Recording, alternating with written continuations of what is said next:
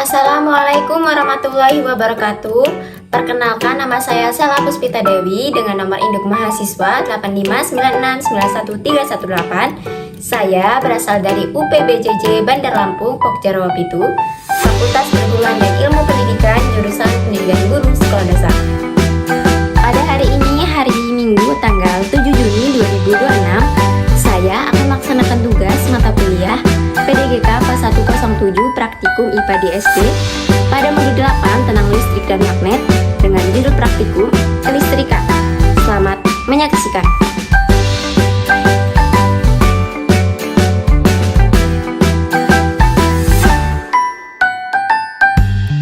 Apa itu kelistrikan? Kelistrikan adalah fenomena fisika yang terjadi karena adanya muatan listrik dan pergerakannya. Secara sederhana, kelistrikan adalah energi yang timbul akibat interaksi atau aliran partikel bermuatan, seperti elektron. 1. Percobaan muatan listrik. Tujuan percobaan yaitu: yang pertama, menunjukkan adanya muatan listrik pada suatu benda akibat timbul dari sifat muatan. Yang kedua, memperlihatkan adanya gaya elektrostatika dua buah benda bermuatan. Alat dan bahan yang saya gunakan pada percobaan ini yaitu bola pingpong 2 buah, kemudian benang jahit secukupnya, lembaran wol dan nilon, tas plastik, kemudian isolasi, sisir plastik, dan yang terakhir, potongan kertas yang kecil-kecil. Sekarang mari kita masuk ke tahap uji coba. Kita akan membaginya ke dalam beberapa langkah praktikum. Langkah pertama, gantungkan sebuah bola pingpong di pinggir meja menggunakan benang dan dekatkan dengan isolasi. Setelah itu, ambil tas plastik dan gosokkan pada baju beberapa kali. Kemudian dekatkan tas plastik tersebut ke bola pingpong. Lalu amati apa yang terjadi. Ketika tas plastik digosokkan pada baju beberapa kali, tas plastik tersebut menjadi bermuatan listrik negatif. Saat tas plastik yang bermuatan didekatkan ke bola pingpong yang netral, terjadi gaya tarik-menarik akibat induksi listrik statis. Hasilnya, bola pingpong akan bergerak tarik mendekati tas plastik. Selanjutnya, ambil sisir plastik lalu gosokkan ke rambut beberapa kali. Kemudian dekatkan sisir tersebut ke potongan kertas kecil yang ada di atas meja dan amati interaksinya. Setelah itu, biarkan sejenak dalam waktu yang cukup lama dan perhatikan apakah efeknya masih sama atau sudah hilang. Dapat dilihat pada awal pengamatan, sisir plastik yang telah digosok ke rambut dapat menarik potongan kertas kecil sehingga menempel erat. Namun, setelah dibiarkan dalam waktu yang cukup lama, efek tersebut hilang dan potongan kertas perlahan-lahan jatuh kembali ke atas meja. Langkah selanjutnya, ikat kedua bola pingpong dengan benang lalu gantungkan berdampingan di pinggir meja menggunakan isolasi. Pastikan posisinya dekat tetapi jangan sampai bersentuhan. Mari kita amati apa yang terjadi pada kondisi awal ini. Berikutnya, gosokkan bola bagian kiri dan bola bagian kanan menggunakan kain wol secara bersamaan. Dekatkan kembali keduanya dan amati bagaimana reaksinya setelah digosok. Setelah kedua bola pingpong digosok menggunakan kain wol secara bersamaan dan didekatkan kembali, kedua bola tersebut tampak saling tolak-menolak dan saling menjauh satu sama lain. Kemudian kita variasikan dengan tas plastik. Gosok bola kiri dengan wol dan bola kanan dengan plastik. Lalu amati reaksinya. Ketika kedua bola pingpong digosok dengan plastik dengan nilon, kedua bola akan memiliki muatan yang berbeda jenis. Reaksi yang terjadi saat didekatkan yaitu tarik-menarik. Setelah itu, coba gosok kedua bola sama-sama menggunakan tas plastik.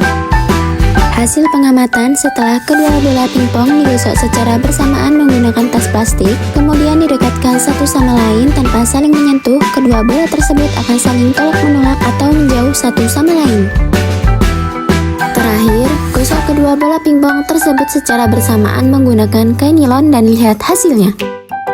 Dapat dilihat ketika bola pingpong sebelah kanan dan bola pingpong sebelah kiri sama-sama digosok menggunakan kain nilon, kedua bola tersebut akan saling tolak-menolak saat didekatkan.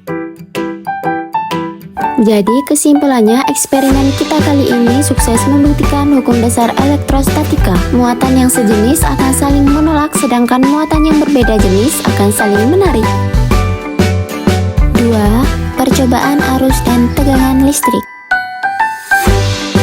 Adapun tujuan percobaan ini ada dua, yaitu menjelaskan aliran arus listrik dalam suatu rangkaian listrik, kemudian menjelaskan pengaruh tegangan terhadap suatu rangkaian.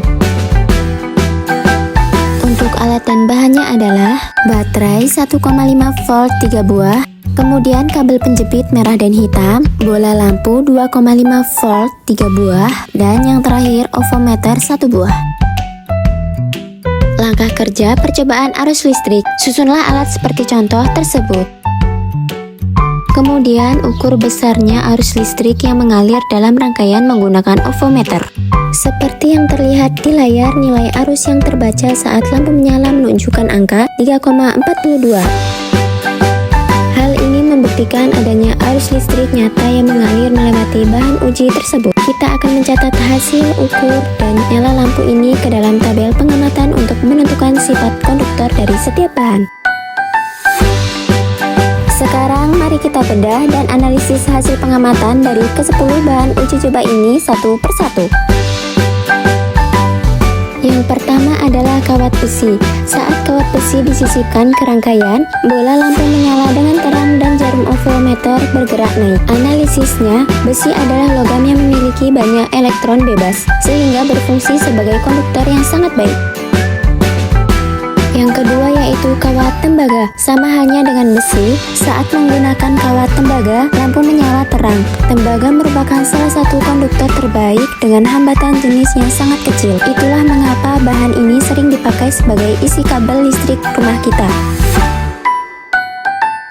Yang ketiga, sendok perak. Ketika sendok perak diuji, hasilnya lampu tetap menyala terang. Secara teori fisika, perak adalah logam mulia yang memiliki konduktivitas listrik tertinggi di antara logam lainnya, sehingga jelas termasuk ke dalam konduktor.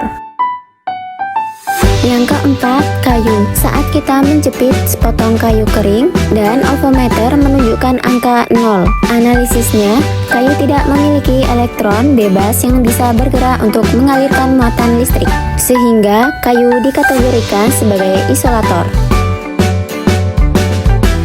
Yang kelima yaitu karet penghapus. Ketika karet penghapus disisipkan, lampu tetap mati. Karet memiliki ikatan atom yang sangat kuat yang mengikat elektronnya, sehingga arus listrik terhambat total. Karet adalah bahan isolator. Yang keenam yaitu grafit atau mata pensil. Nah, ini yang paling unik. Meskipun mata pensil bukan terbuat dari logam, melainkan dari karbon grafit, saat diuji ternyata lampu bisa menyala. Analisisnya, struktur atom pada grafit memiliki elektron yang terdolokalisasi, sehingga mampu mengantarkan arus listrik. Jadi, grafit adalah konduktor non-logam. Yang ketujuh, kertas. Saat lembaran kertas dijepit, lampu tidak menyala. Kertas terbuat dari serat selulosa kayu yang bersifat kering dan rapat, sehingga tidak ada ruang bagi arus listrik untuk mengalir. Kertas tergolong isolator. Selanjutnya yang kedelapan, tas plastik. Ketika tas plastik diuji, lampu tidak menyala. Plastik merupakan polimer statis yang sifat dasarnya menolak aliran arus listrik, sehingga plastik dikelompokkan sebagai isolator. 9.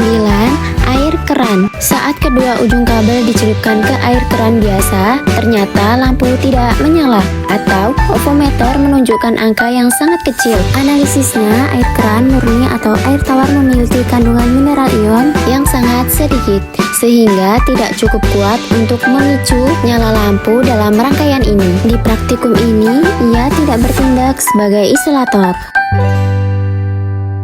Terakhir, air garam. Saat kabel dicelupkan ke air garam, lampunya langsung menyala. Analisisnya, garam yang larut di dalam air menghasilkan banyak ion bebas. Ion-ion inilah yang bergerak membawa muatan listrik. Jadi, air garam terbukti berfungsi sebagai konduktor.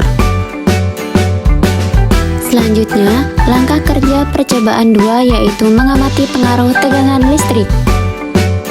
Di sini kita akan melihat apa yang terjadi saat jumlah baterai di dalam rangkaian diubah-ubah, mulai dari 1, 2, hingga 3 buah baterai yang dirangkai secara seri. Pertama, kita membuat rangkaian dengan 1 buah baterai. Kemudian ketika saklar es ditutup, bagaimana kondisi lampunya? Hasilnya, lampu menyala redup. Mengapa demikian? Karena sumber tegangan yang diberikan oleh satu baterai masih kecil, yaitu hanya sebesar 1,5 volt. Selanjutnya, kita tetap menggunakan 1 buah baterai, namun dengan posisi saklar es yang dipindahkan ke jalur yang berbeda.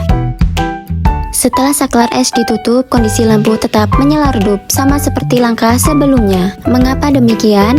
Karena posisi saklar tidak mempengaruhi nilai tegangan. Selama jumlah baterainya sama-sama 1 buah, arus yang mengalir ke lampu tidak berubah.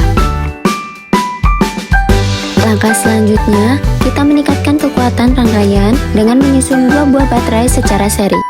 Setelah saklar es ditutup, kita bisa melihat perubahan fisik di mana lampu menyala lebih terang dibandingkan sebelumnya. Mengapa demikian? Karena 2 baterai yang disusun seri tegangannya akan berlipat ganda menjadi 3 volt, yang otomatis mendorong arus listrik mengalir lebih kuat melewati lampu. Langkah terakhir, di mana kita memaksimalkan rangkaian menggunakan 3 buah baterai yang berangkai secara seri. Saat saklar es ditutup, bola lampu akan menyala sangat terang. Mengapa demikian? Karena dengan 3 baterai seri, total tegangan mencapai puncaknya sebesar 4,5 volt, menghasilkan aliran arus listrik paling besar yang membuat lampu berpijar secara maksimal. Kesimpulan, semakin besar tegangan listrik yang diberikan pada suatu rangkaian tertutup, maka arus listrik yang mengalir akan semakin kuat, dan energi yang dilepaskan melalui komponen seperti bola lampu juga akan semakin besar. 3. Percobaan energi listrik. Berikut langkah percobaan. Langkah pertama, rangkailah alat seperti contoh tersebut. Kemudian, mari kita tutup saklarnya agar arus listrik dari ketiga baterai mengalir. Kita biarkan aliran listrik ini mengalir selama kurang lebih 2 menit. Setelah kurang lebih 2 menit, dekatkan atau letakkan ujung ketembak pada lilitan kawat. Lalu, perhatikan apakah ada perubahan yang terjadi pada kapasnya. Kelihatan jelas, begitu menempel, ujung kapasnya langsung berubah jadi gosong atau kehitaman, dan bahkan mengeluarkan sedikit asap. Ini membuktikan kalau arus listrik dari ketiga baterai tadi beneran bisa menghasilkan panas yang cukup kuat pada kawat. Kemudian bukalah saklar es untuk memutus aliran listrik. Sentuhlah lilitan kawat tersebut secara hati-hati menggunakan jari tangan. Lalu rasakan bagaimana suhunya saat saklar dalam kondisi terbuka. Suhu awal saat baru disentuh jari berkisar antara 38 derajat Celcius sampai 45 derajat Celcius. Terasa hangat atau panas sisa di kulit, namun sudah aman untuk disentuh langsung karena saklar dibuka. Selanjutnya, tutuplah kembali saklar es. Biarkan selama kurang lebih 2 menit agar arus listrik mengalir. Kemudian sentuh kembali lilitan kawat tersebut dengan hati-hati. Ketika kawat disentuh kembali secara hati-hati, terasa peningkatan suhu yang sangat signifikan. Suhunya diperkirakan melonjak hingga kisaran 60-80 derajat Celcius. Kesimpulan dari praktikum ini adalah kawat spiral berfungsi sebagai hambatan yang mengubah arus listrik dari rangkaian baterai menjadi energi kalor atau panas. Hal ini dibuktikan dari adanya peningkatan suhu yang bisa kita rasakan langsung lewat sentuhan jari tangan. Setelah saklar ditutup, eksperimen ini membuktikan hukum kekekalan energi, yaitu energi listrik dapat dikonversi menjadi energi panas.